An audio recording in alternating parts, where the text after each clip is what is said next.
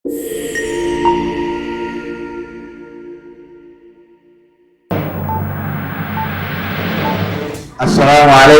warahmatullahi wabarakatuh. Waalaikumsalam warahmatullahi wabarakatuh. Salam sejahtera bagi kita semua. Salam untuk Swastiastu, salam namo buddhaya, salam kebajikan. Baiklah, sebelum saya lanjutkan, izinkan saya berpantun. Jangan lupa cakepnya ya. Buah delima kesukaan Mas Ahmad ditaruh dekat keranjang buah tomat. Selamat datang hadirin yang terhormat. Semoga senantiasa mendapat rahmat. Baik, yang kami hormati Ketua Perpustakaan UIN Sunan Kalijaga Yogyakarta, Bapak Dr. Tafriuddin SHG MSI MPD. Yang kami hormati Bapak Ibu Staf Perpustakaan UIN Sunan Kalijaga Yogyakarta. Yang kami hormati mahasiswa magang Perpustakaan UIN Sunan Kalijaga. Yang kami hormati pemateri ngopi book club kita siang hari ini, yaitu Mas Kudil Muhammad SIP. Terima kasih Mas sudah hadir. Yang kami hormati dan kami sayangi dan kami banggakan hadirin wal hadirat rahimakumullah. Alhamdulillahirabbil alamin. Allahumma shalli ala sayyidina Muhammad wa ala sayyidina Muhammad. Qala rabbi shrah li sadri wa yassir li amri wa hlul 'uqdatam min lisani yafqahu qawli. Qalu subhanaka la ilma lana illa ma 'allamtana innaka antal alimul hakim. Marilah kita mengucapkan puja dan puji syukur kita kepada Allah SWT yang telah memberikan kita nikmat serta hidayahnya, sehingga kita dapat bersama-sama berkumpul dan bermujahadah dalam rangkaian kegiatan ngopi ngobrol pintar bersama book club UIN Sunan Kalijaga Yogyakarta. Di siang hari ini selanjutnya selalu serta salam tak lupa kita kirimkan kepada junjungan alam Nabi besar Muhammad Sallallahu Alaihi Wasallam dan melafazkan Allahumma sholli ala sayyidina Muhammad wa ala ali sayyidina Muhammad. Baiklah, sebelum memulai acara ada baiknya kita buka dengan bacaan Al-Basmalah. Bismillahirrahmanirrahim. Baik, perkenalkan saya Husnul Baidi sebagai moderator di acara ngopi di siang hari ini yang akan memandu jalannya ngopi di siang hari ini dengan tema Pangkok Muslim antara stigma dan realita.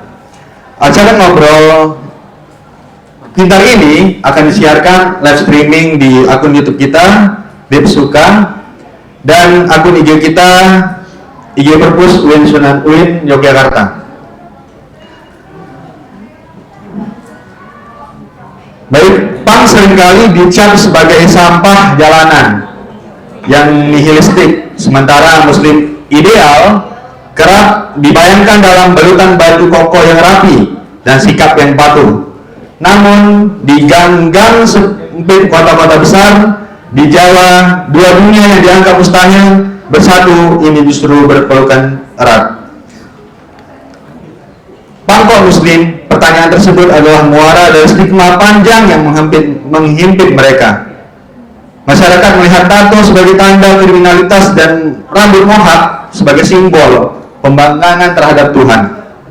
Namun, di balik distorsi gitar yang bising, terdapat realita yang jauh lebih kompleks. Sebuah pencarian spiritualitas yang jujur di tengah himpitan hidup. Buku ini membedah ketegangan antara pandangan miring politik dan kenyataan di lapangan. Ini bukan sekedar cinta tentang anak muda yang insaf, melainkan tentang bagaimana identitas Muslim didefinisikan ulang melalui jaket kulit dan semangat perlawanan. Di persimpangan antara stigma dan realita, kita akan melihat bahwa kesalehan tidak selalu tampil dalam bentuk yang seragam. Pada tahun 1990-an, musik punk mulai masuk ke dalam masyarakat Indonesia, berdepatan dengan perjuangan politik nasional melawan rezim Orde Baru Presiden Soeharto. Punk dengan cepat diadopsi sebagai titik temu mengekspresikan tindak kepuasan terhadap pemerintah represif saat itu. Pada 2018, 2 dekade setelah jatuhnya Soeharto, punk terus memikat dengan sikap bebas, gaya non-konformis, dan etos independennya. Namun di Jawa, pulau sentral di Indonesia, punk memiliki fungsi baru dan agak tidak terduga. dakwah. Tren Muslim Punk mengungkapkan bahwa kelompok agama konservatif mengadopsi etos punk dan citra pendakwah, bahwa semakin banyak punk menjadi otoritas agama dan bahwa pasar yang berkembang menjadikan simbol punk dan Islam menjadi komoditas. Saling pengaruh aneh antara punk dan Islam menimbulkan banyak pertanyaan tentang apa artinya menjadi punk dan menjadi muslim, tidak hanya di era budaya, konsumen dan globalisasi, tetapi juga di saat kebangkitan Islam. Berdasarkan hasil kunjungan etnografis selama 3 bulan di Jawa, buku ini mempertanyakan cara punk Jawa mengartikulasikan individualisme punk dengan normativasi Islam.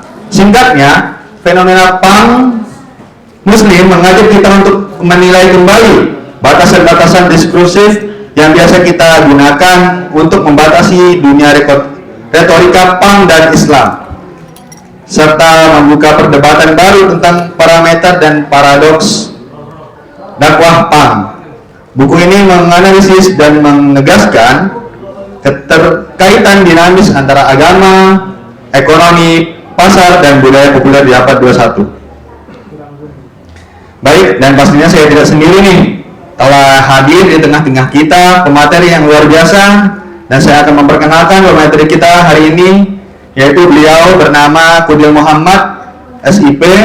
Alamat rumahnya beliau saat ini di Gang Cemani, nomor 759, strip B, RT 48, RW 04, Pandean, Kecamatan Umbul Harjo, Kota Yogyakarta, Daerah Istimewa Yogyakarta 55161, dan beliau juga alumni S1 Ilmu Perusahaan UIN Sunan Kalijaga, Yogyakarta. Dan beliau juga seorang mustakawan SDIT Lukman Al-Hakim II, dan beliau juga aktif pembaca buku di Jogja. Baiklah, untuk tidak perpanjang mukadimah, mari kita sambut Mas Kudil Muhammad, Sarjana Ilmu Perusahaan. Waktu dan tempat dipersilakan. Assalamualaikum warahmatullahi wabarakatuh. Waalaikumsalam warahmatullahi wabarakatuh. Teman-teman semua yang pada siang menjelang sore hari ini, sebenarnya saya ingin mengarahkan acara ngopi ini ke arah diskusi saja. Kita tidak bedah buku, tapi kita coba bahas punk dalam perspektif kita masing-masing. Sebelumnya, saya tidak pernah melabeli diri saya sendiri sebagai seorang punk. Saya bukanlah punk, saya hanya seorang biasa yang tertarik pada isu ini. Kenapa saya tertarik? Karena kampanye-kampanye yang disampaikan itu benar-benar relevan dengan apa yang saya alami terkait kesetaraan. Itu yang pertama. Lalu ada yang namanya berdikari. Berdikari itu berdiri di atas kaki sendiri. Ada juga lagunya. Kalau ada yang tahu MCPR, tahu nggak? Tahu. Tahu. Itu yang punk mengajarkan itu kan. Iya. Ya. Gerakan ini itu pertama kali ada di London. Karena muak dengan musik populer yang itu-itu aja.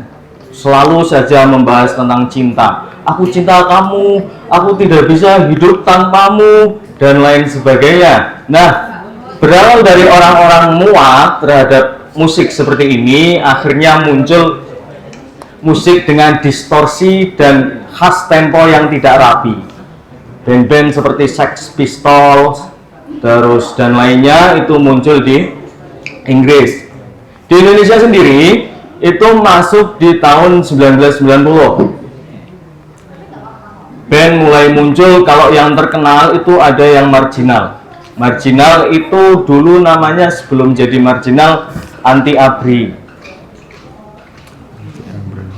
Nah, kenapa bisa berkembang di Indonesia? Karena pada masa itu tujuannya sama, menggulingkan suatu rezim yang otoriter, Orde Baru. Mereka punya semangat yang sama, semangat anti fasis, anti nasionalisme yang terlalu menggebu-gebu. Nah, namun setelah tujuan tersebut tidak ada, PANG mulai bertransformasi, maaf ya. Seperti kita lihat ada Babeh Romi almarhum. Kalau teman-teman tahu Babeh Romi, dia itu vokalis awalnya marginal. Semangat perlawanan ini dia geser menjadi nasihat-nasihat terhadap kaum muda terkait solidaritas, terkait bagaimana berbakti kepada orang tua. Itu dituangkan di bandnya Romi and the Jahat. Terus ada MCPR. MCPR itu awalnya ketika masih MCPR kan singkatan. Dulu itu namanya bukan singkatan. Itu dia lagu-lagunya terkait perlawanan juga, anti fasis, terus anti negara yang otoriter, acap dan lain sebagainya. Nah, ini juga bertransformasi dari semangat yang sama menuju semangat ke solidaritas. Lagu-lagunya MCPR itu ke arah kayak apa PANG mengajarkan itu, tidak lagi perlawanan terhadap rezim, namun ke arah kolektif, kebersamaan, dan solidaritas. Namun, pada buku ini, buku PANG Kok Muslim ini, yang dibahas itu bukan PANG sebagai genre lagu, bukan juga sebagai fashion, tapi PANG sebagai ideologi atau pemikiran. Nah, PANG sebagai ideologi itu yang paling dijunjung, yang pertama itu etos DIY. Do it yourself. Selama kamu bisa mengerjakan hal tersebut sendiri, maka kerjakanlah sendiri. Bahkan seiring berjalannya waktu ini juga berganti. Di situ dijelaskan tidak lagi do it yourself, tapi ourself. Menunjukkan kolektif, menunjukkan kebersamaan. Saya bawa catatan ya. Ini sebenarnya nggak usah pakai ini, dengar suara saya ya. Dengar ya? Ya. Mohon maaf. Nah, PANG sebagai ideologi itu etos DIY. Yang kedua itu kolektif, kebersamaan, kesetaraan. Tidak ada pemimpin, tidak ada bawahan, kamu berjalan di sisiku, menemaniku. Ya. Tidak ada yang lebih tinggi, tidak ada yang lebih rendah. Selanjutnya, PANG selalu membersamai minoritas. Maka kemarin rame, kalau kalian tahu, ada salah satu Instagram dari Zin dari skena PANG yang mengatakan nggak apa-apa PANG, tapi yang penting nggak boti. Ini ramai menjadi perdebatan karena seharusnya PANG itu selalu berpihak terhadap minoritas. PANG itu selalu berpihak terhadap sesuatu yang ditindas. Karena PANG itu tidak berbicara mengenai agama. Selama dia manusia, betapapun anehnya, kita tetap wajib memanusiakannya. Selama dia tidak mengganggu orang lain, selama dia tidak mencelakai orang lain, maka kita tetap wajib memanusiakannya. Nah, bahkan dari Islam sendiri, kalau kita berbicara di fikih, suka sesama jenis itu sudah ada penghukumannya walau tidak terang-terangan. Dalam bab wudhu, kalau ada laki-laki menyentuh laki-laki lain, apakah batal wudhunya? Tidak. Bisa batal kalau pakai nafsu. Hati-hati nih. Kamu kalau pas pegang temenmu hatinya berdesir, itu berarti batal wudhunya. Jauh-jauh. Nah, maksudnya secara tidak langsung Islam itu memanusiakan mereka walaupun perbuatannya dilarang. Hukumnya tetap ada, hukum untuk mereka, fikih untuk mereka tetap ada walaupun perbuatan tersebut itu dilarang, haram.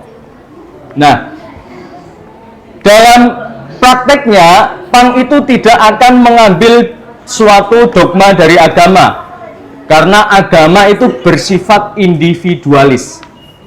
Urusan saya dengan Tuhan saya. Maka selama agamamu tidak mengganggu orang lain selama agamamu tidak merusak orang lain, terserah kamu bebas beragama. Namun secara konservatif, PANG itu mengusung nihilis, semi-semi ateis gitulah. Terserah mereka mau bertuhan atau tidak selama tidak mengganggu orang lain, saya tekankan sekali lagi. Nah, sekarang ke sisi Islam. Setelah membahas panjang lebar sejarah PANG di Indonesia, buku ini itu menjelaskan Muslim di tanah Jawa. Muslim di tanah Jawa terutama yang konservatif dan yang kedua yang modernis. Islam konservatif itu cenderung apa? Konservatif itu kalau di sini pakainya tradisionalis ya. Mereka tetap mengakui tradisi-tradisi yang ada dan mengakui pemikiran-pemikiran dari ulama-ulama klasik. Beda dengan modernis. Modernis itu menuntut untuk kembali Quran dan Sunnah. Nah, dalam hal ini, maka kecenderungan pemikiran Islam yang menerima PANG itu Islam sebagai Islam tradisionalis. Karena dalam sepak terjangnya memang PANG itu terkenal dengan sesuatu yang buruk. Alkohol, drugs, seks bebas. Nah, bahkan PANG sendiri pun benci dilabeli hal tersebut. Makanya muncul gerakan strike PANG yang lurus. Apa itu PANG yang lurus? Mereka PANG, mereka tetap mohak, mereka tetap pakai rompi, tetap acap, tetap melawan penindasan, namun mereka tidak drugs, tidak seks bebas, dan tidak merokok. Mereka benar-benar mengedepankan pola tubuh sehat. Itu ada namanya strike PANG. Gerakannya pertama kali ada di Amerika. Karena memang benci, karena seolah-olah PANG itu cuma jadi pelarian orang-orang yang suka berbuat hal negatif. Makanya muncul gerakan strike PANG. Terkait dengan Muslim, terkait dengan Islam, dari buku ini saya mencoba menarik bahwasannya PANG Muslim itu terbagi menjadi 3. Meskipun tidak dijelaskan di situ, tapi saya mengategorikan PANG terbagi menjadi 3. PANG Muslim terbagi menjadi 3. Yang pertama, PANG Muslim yang sudah tidak peduli dengan agamanya. PANG Muslim tidak peduli lagi. Yang kedua, PANG Muslim namun masih menghormati agamanya. Dijelaskan di situ bahwasanya ada seseorang dari Jogja itu diwawancarai, dia seorang Muslim, namun dia sudah tidak sholat, akan tetapi ketika Ramadan datang, dia tidak minum, dia tidak melakukan maksiat karena adanya bulan tersebut. Dia masih Muslim, tidak beribadah, namun masih menghormati agamanya. Oh ya, belum tak jelaskan. Buku ini itu penelitian dari mahasiswa S2 dari Australia. Ini disertasi yang dibukukan. Makanya bahasanya itu lumayan sulit. Bahasanya lumayan sulit dan kalau saya perlu waktu beberapa minggu untuk menyelesaikannya. Karena memang bahasa yang digunakan lumayan sulit. Nah, dia membagi wilayah-wilayah terhadap kolektif PANG yang ada. Pertama, di Yogyakarta. Setelah di Yogyakarta, ke Jakarta, Taring Babi. Terus di Malang, terus di Bandung. Di Malang itu di Lowakwaro, yang kalau kalian tahu Begunda Lowakwaro, yang equality, ya tahu semua ya Mbak, keren banget ya. Mantan PANG boleh. Mungkin suka aktif di skena, mungkin sering nonton konser.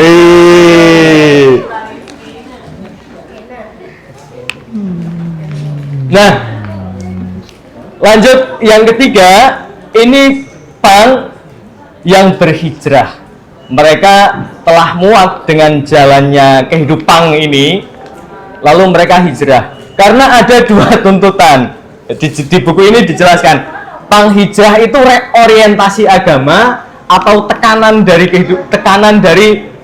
lingkungan atau keluarga. Kalau reorientasi agama, berarti dia telah menemukan kembali agamanya dan dia berkomitmen untuk melaksanakan agamanya tersebut. Yang kedua, itu karena tekanan dari keluarga. Makanya dijelaskan panghijrah itu ketika umurnya sudah di atas 30, karena dia sudah punya istri dan sudah punya anak. Nah, maka dari itu dia berpikir apakah nanti keluarganya akan bisa menerimanya yang berbeda ini. Maka dari itu dia memilih jalan hijrah demi keluarga, demi anak, demi istri. Nah, fenomena panghijrah ini itu ada yang masih membawa pangnya ke dalam proses hijrahnya. Makanya muncul kolektif-kolektif pang muslim. Ada di Bogor, ada di Bekasi, terutama yang paling besar itu ada di Surabaya. Karena di Surabaya itu dinaungi oleh seorang ustadz, nama beliau Aditya Abdurrahman.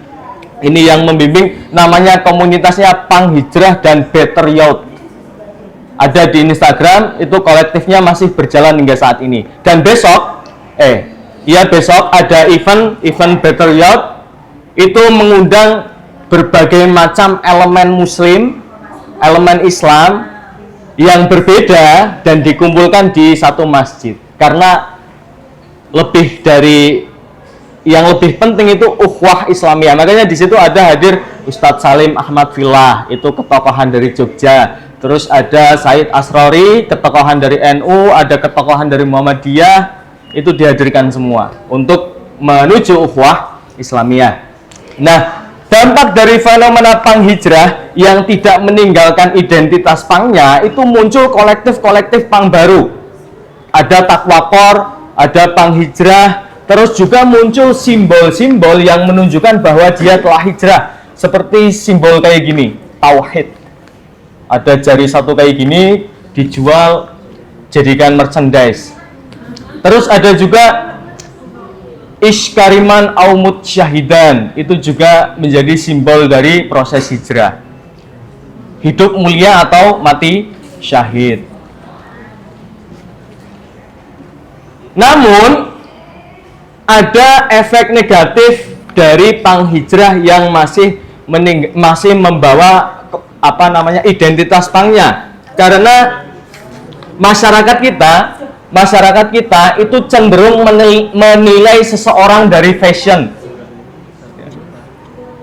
Karena masyarakat cenderung menilai dari fashion dan tidak tahu bahwasanya identitas visual itu tidak memengaruhi identitas moral. Makanya kalau kalian tahu Instagram namanya Teser Tokoh, itu dia share bahwasanya banyak loh pang yang baik. Ada di video pang nolongin orang nuntun motor, nuntun tahu ya, bisa bahasa Jawa ya, nuntun motor ke pom bensin terus dibelikan. Bahwasanya identitas visual itu tidak ada hubungannya sama sekali dengan identitas moral. Namun masyarakat kita masih sering menilai bahwasanya kalau orang itu baik pasti visualnya baik. Kalau orang itu baik mesti tidak tatoan. Nah, itu kurang lebih apa yang saya dapatkan setelah membaca buku Pangkok Muslim ini. Selanjutnya saya akan menyampaikan refleksi dari buku ini. Kemarin tadi malam saya kepikiran bahwasanya Islam itu sekarang terlalu eksklusif untuk diakses dari berbagai kalangan.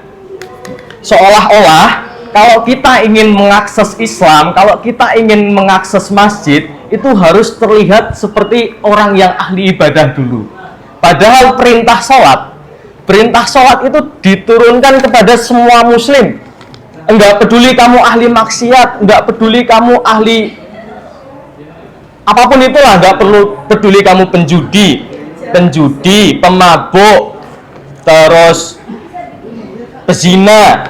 Hukum sholat itu tetap berlaku. Apakah ketika dia judi sholat jadi tidak wajib?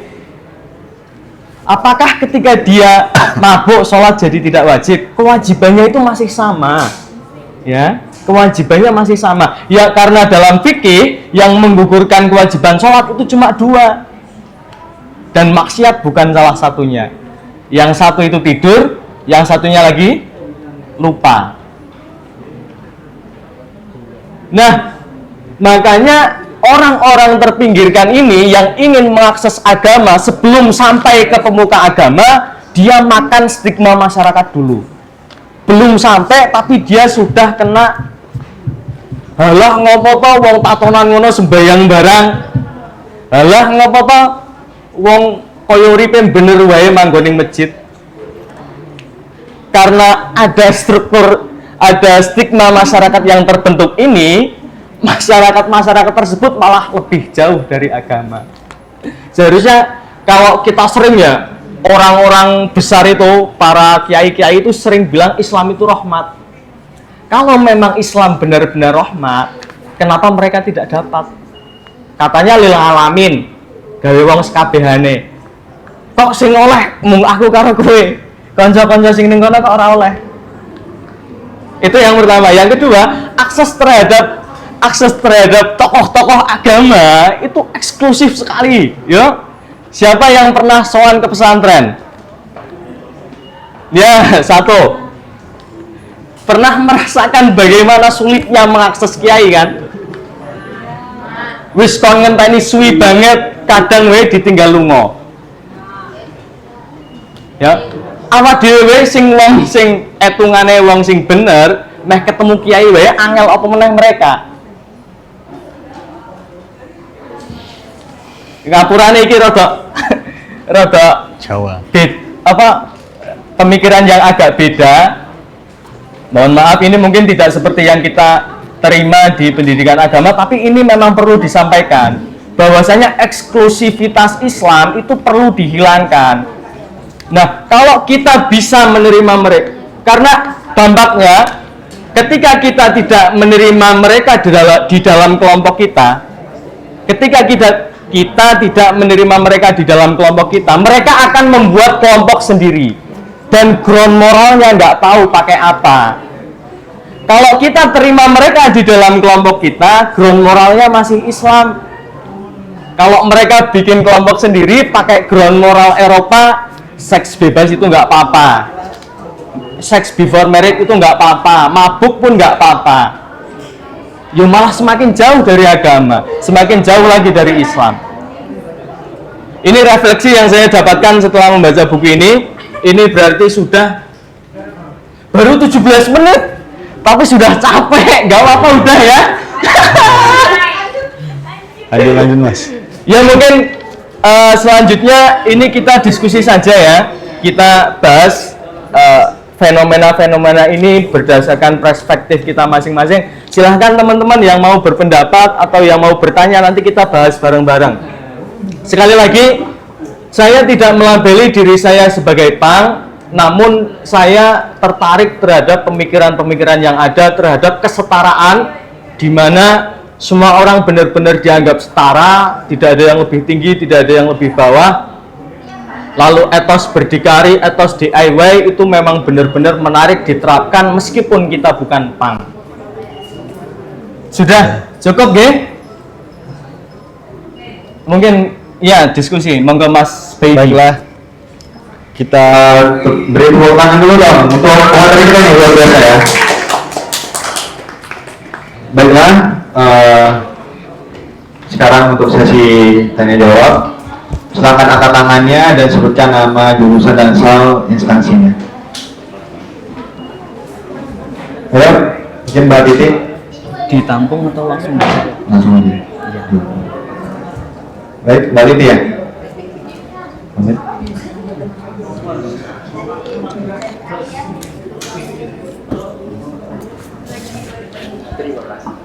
langsung jawab aja kali Mas. Ya. Biar cepet. Bismillahirrahmanirrahim. Assalamualaikum warahmatullahi wabarakatuh. Waalaikumsalam warahmatullahi wabarakatuh. Baik, perkenalkan nama saya Titi Sonia Rosadi. Saya selaku penanggung jawab book club pada sore hari ini, siang hari ini.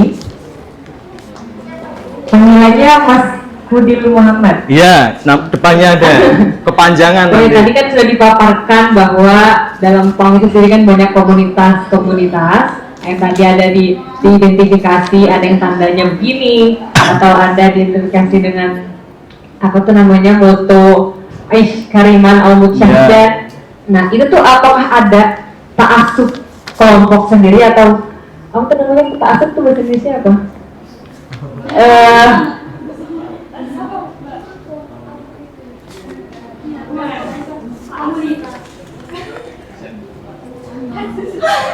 Gimana?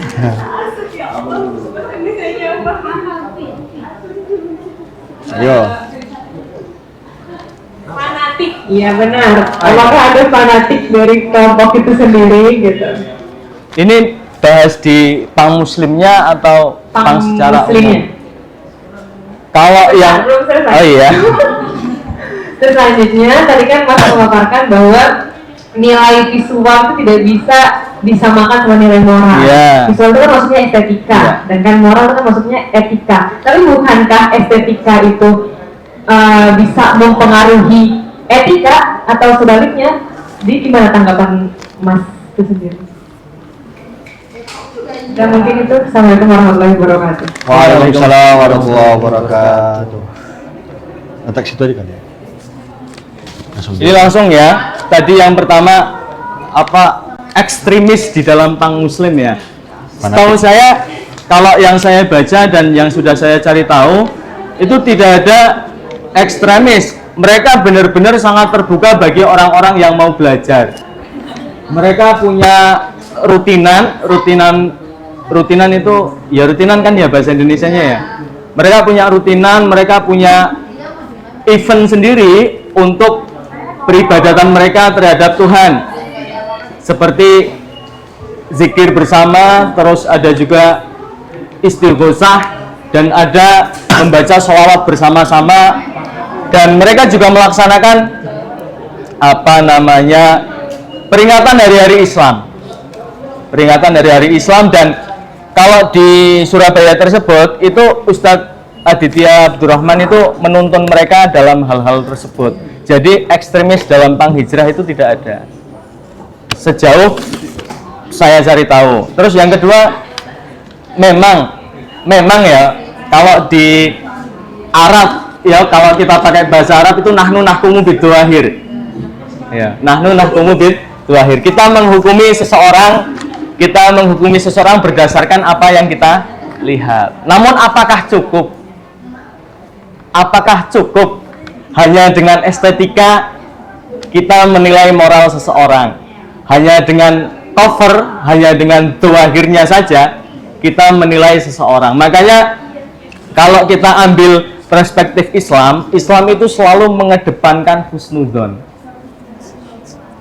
Kalau apa yang guru saya ajarkan, seburuk apapun itu manusia, dia masih hambanya Allah. Dia masih kepasrahan khitab khalifah di dunia, seberapapun jeleknya. Yang kedua, seberapapun jeleknya manusia, dia itu umatnya Nabi dan mendapatkan keberkahan dari hal tersebut. Itu dari guru saya. Demikian gitu ya, nggak apa-apa. Oh ya, ini ada satu hal ya, sebentar. Ada satu hal yang belum disampaikan di akhir bab, itu kontradiksi antara pang dan Islam. Kontradiksi antara pang dan Islam. Yang pertama, agama itu bersifat individualis dan etos pang itu bersifat kolektif. Nah, penulis menyimpulkan bahwasanya ternyata di dalam pang muslim kedua hal tersebut bisa berjalan beriringan. Mereka tetap bisa beribadah terhadap Tuhan, namun tetap melaksanakan kolektif-kolektif pang seperti biasanya. Kontradiksi yang kedua, ini sudah dijelaskan tadi, reorientasi agama atau konsekuensi dari menua. Maka hijrah tersebut itu merupakan reorientasi, pengenalan kembali terhadap agama atau konsekuensi dari umur yang semakin tua. Lanjut, monggo kita diskusi saja. Kalau kalian pengen kasih tahu perspektif kalian juga nggak apa-apa kok. Baik, barangkali ada lagi yang ingin bertanya. Mas, izin Ya, bertanya. monggo. Monggo.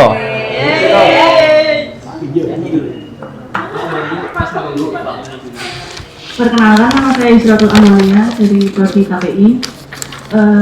Jadi beberapa hal yang Mas jelaskan kan saya sudah cukup tahu, seperti band NCTR, seperti lagu Punk Is Attitude, ada rayakan pertemanan itu. Nah, bagaimana sih Mas cara menanggapi, menyikapi kritikan dari orang-orang yang bukan membenci, istilahnya menganggap punk itu sebelah mata gitu Mas? Karena kan ya dari yang Mas jelaskan tadi itu sama seperti yang pengalaman saya seperti melihat konser dan lain-lain itu nggak sepenuhnya punk itu jelek dan buruk di mata masyarakat. Nah itu aja Mas, terima kasih. Gimana tadi poinnya? Ulangi, mohon maaf. Cara menanggapi dan menyikapi kritikan orang-orang yang tidak menyukai atau memandang punk itu adalah sebelah mata. Kalau saya itu juga ini dari apa yang saya rasakan ya. Campur jawor apa-apa ya? Gak apa-apa Mas. Iya. Saya itu aktif dulu di komunitas flankers. Bahkan sampai ke Jakarta cuma bawa uang 300.000 padahal harga tiketnya 150. 2 hari nggak makan saya. Terus saya juga aktif, saya bikin sama teman-teman itu santri gigs, santri yang nge-gigs. Ada Instagramnya, kalian bisa cek. Namun sekarang udah tidak aktif ya, karena teman-teman saya udah kembali ke rumah masing-masing. Itu, nah, dan terakhir saya itu guru ngaji. Masya Allah. Nah, bagaimana saya yang menikmati musik keras, menikmati sesuatu yang beda ini, menanggapi hal tersebut, saya easy going, luweh, ya, luweh, terserah. Saya tidak wajib menjelaskan apa yang saya lakukan terhadap mereka. Saya tidak wajib mengemukakan bahwasanya ini hal yang baik. Tapi menurut keyakinan saya, yang saya jalani ini masih sesuai dengan akidah, tidak melanggar norma-norma agama yang saya terapkan. Oh ya, satu lagi. Saya tujuan awal beli buku ini karena saya ingin tahu perspektif bagaimana seorang punk dia tetap berkomitmen terhadap agamanya walaupun dia menjadi punk. Ternyata tidak ditemukan jawabannya karena dia menemukan agama setelah menjadi punk, bukan berkomitmen dalam agama dalam menjalani punk. Karena kalau ada itu relevan banget, gue banget, gitu ya.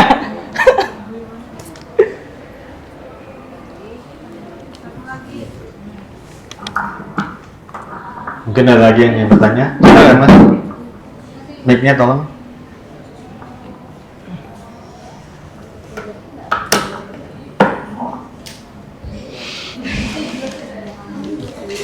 Assalamualaikum warahmatullahi wabarakatuh. Waalaikumsalam warahmatullahi wabarakatuh. Salam kenal Bismillah.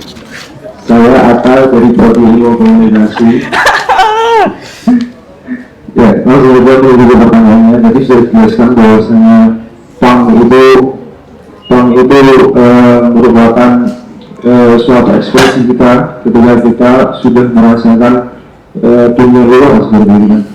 Terus yang mau saya tanyakan, yang pertama, ketika saya sempat kemarin itu waktu liburan sempat main ke Paris belajar bahasa Inggris di sana, dan tidak sedikit dari teman-teman saya itu cerita bahwasannya dulunya mereka adalah bergabung dalam komunitas punk.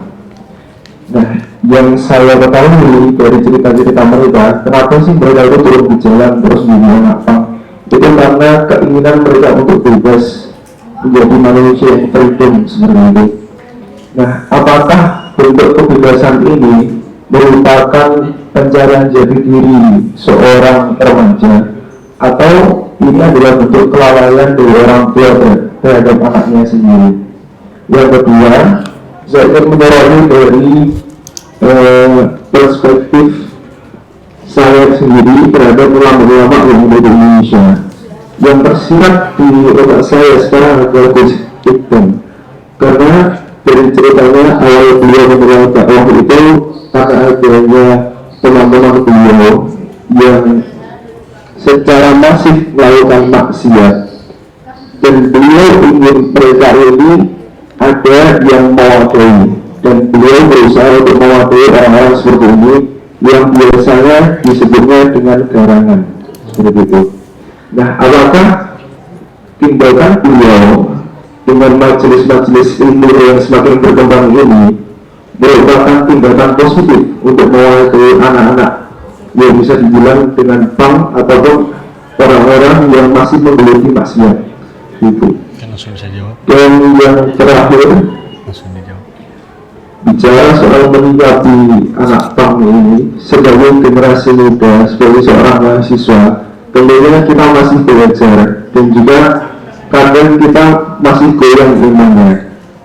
Nah, supaya kita tidak ikut terbawa arus anak pangnya ini, bagaimana cara yang dapat kita lakukan sebagai mahasiswa?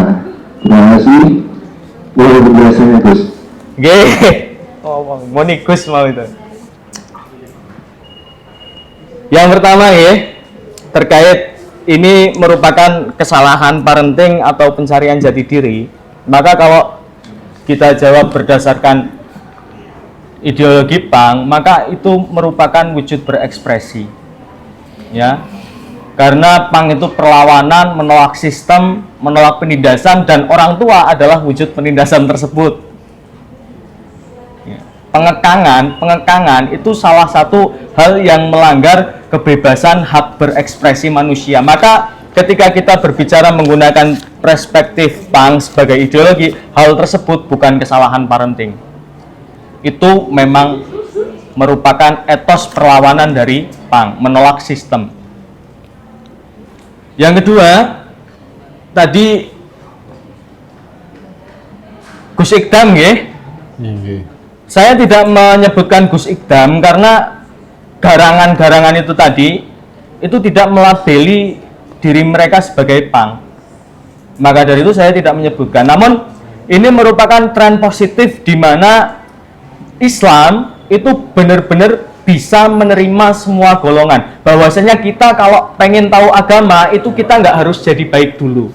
Bahwasanya kita kalau mau tahu agama kita nggak harus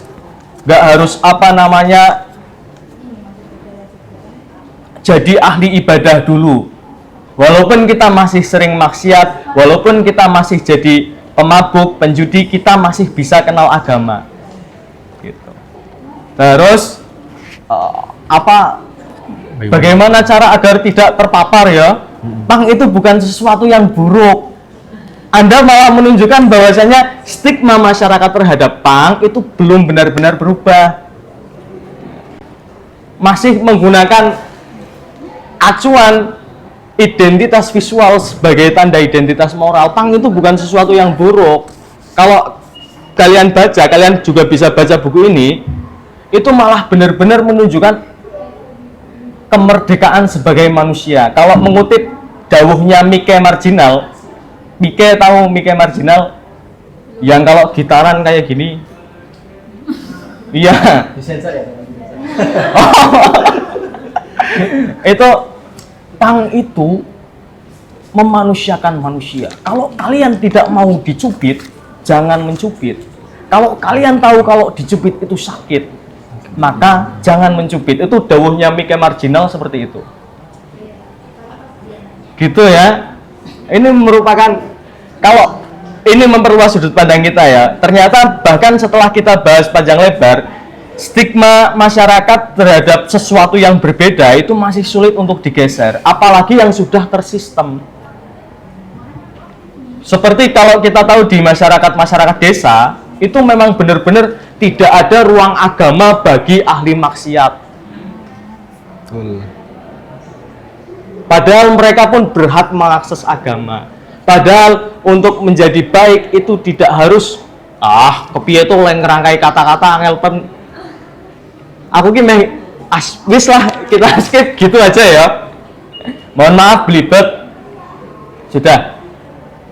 Terjawab ya? Ya. Mungkin barangkali ada lagi? Iya, monggo. Monggo. Ini dikali.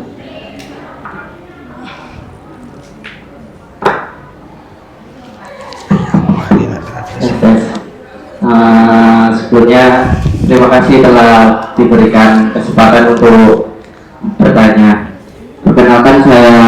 Sutejo, seorang manusia biasa yang tertarik dengan pembahasan ini tiba-tiba karena saya sedang juga tadi. Nah, saya dari AFI kebetulan akibat bersama Islam. Iya. Saya ingin bertanya begini. Saya setuju bahwa PAN itu memiliki kebenarannya sendiri, atau misal apa? Kalau tadi itu masnya menjelaskan kebebasan itu penting. Kebebasan itu penting sehingga seharusnya manusia itu nggak harus menentang atau membatasi kebebasan itu tadi, gitu kan? Termasuk dalam hal ini sangat ekstrimnya itu justru orang tua yang paling dekat dengan kita itu dikritik oleh PAN. Itu mungkin karena stigma atau gagasan seperti itu, PAN itu diarani, kalau bahasa Jawa itu diarani atau dilabeli sebagai sesuatu ideologi yang keras atau sangat ekstrim, bahkan itu bertentangan sama kita lah, orang Jawa. Orang Jawa itu kan pasti adab lah nang wong tua, punya akhlak, harus punya akhlak. Soalnya beliau yang mereka lah yang telah melahirkan kita, membiayai kita, gitu. Sehingga saya mau mengkritik gini aja. Mungkin memang ada PAN yang sudah bijak, tapi masih ada PAN yang masih sangat ekstrim. Bahkan kebebasan menurutnya itu merenggut kebebasan orang lain. Misal kayak saking bebasnya dia dalam masalah keluarga ini, itu merenggut kebebasan orang tua untuk gimana ya? Kebebasan orang tua itu bukan dalam aku karena punya anak aku harus mendidik dia atau apa, tapi merayakan anak itu sendiri. Aku punya anak ini loh, aku harus ini gitu. Tapi sayangnya anaknya itu terdapat PAN yang ekstrim gitu. Nah, gimana itu maksudnya? Apakah itu masih PAN yang masih dengan tadi itu kayak benar-benar masih belum berubah atau gimana gitu? Ya, terima kasih J. Tadi memang sempat saya katakan bahwasanya kalau memang ada pengekangan dari orang tua, terus anak itu kabur, maka itu kalau dari perspektif PAN itu bukan kesalahan parenting, tapi itu memang salah satu wujud kebebasan dalam berekspresi menjadi manusia yang merdeka. Terus, ketika hal tersebut merenggut kebebasan orang lain, maka itu tidak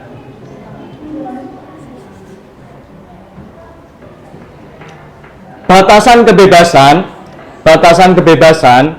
itu tidak menyakiti orang lain, tidak merenggut kebebasan orang lain. Tadi saya sudah kutipkan dawuh dari Mikai Marginal, kalau tidak ingin mencubit maka jangan mencubit. Selanjutnya, ini sedang ramai bahwa orang-orang itu hanya mengambil pang di fashionnya saja. Mereka hanya memperbanyak emblem dan patch di baju, namun tidak membawa ideologi. Bahkan kalau kita simak, pang itu mengajarkan rasa terima kasih terhadap orang yang melahirkan kita. Kita bisa ambil dari lagunya Marginal, Kaulah ibu, ibuku, ibumu, ibumi kita semua. Terus ada ambil dari Romi the Jahat, Mawar merah berduri, mawar kertas merah berduri. Itu kan menceritakan bahwasanya anak pang itu sebegitu menghargai orang tuanya. Terus ada satu lagi, kalau dari band Arus Utama, karena sudah ikut mainstream dari Rebellion Rose, itu ada terima kasih. Maka akhir-akhir ini memang banyak hal seperti itu karena mereka hanya mengambil fashionnya tanpa mengambil ideologi atau pemikirannya. Dan merujuk kembali ke buku ini yang membuat pang-pang tua muak dan akhirnya meninggalkan skena pang. Banyak orang itu hanya mengenakan identitas tanpa membawa pemikirannya. Gitu, bisa terjawab? Oke. Baik, barangkali ada yang ingin bertanya lagi.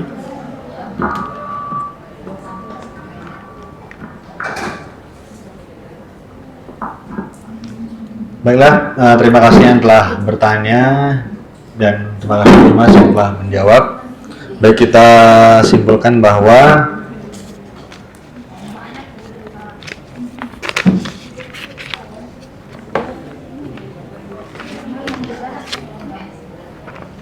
jadi paham Muslim itu ada 3. Yang pertama, tidak peduli sama agamanya. Yang kedua, masih menghormati agamanya. Dan yang terakhir, kembali ke agamanya.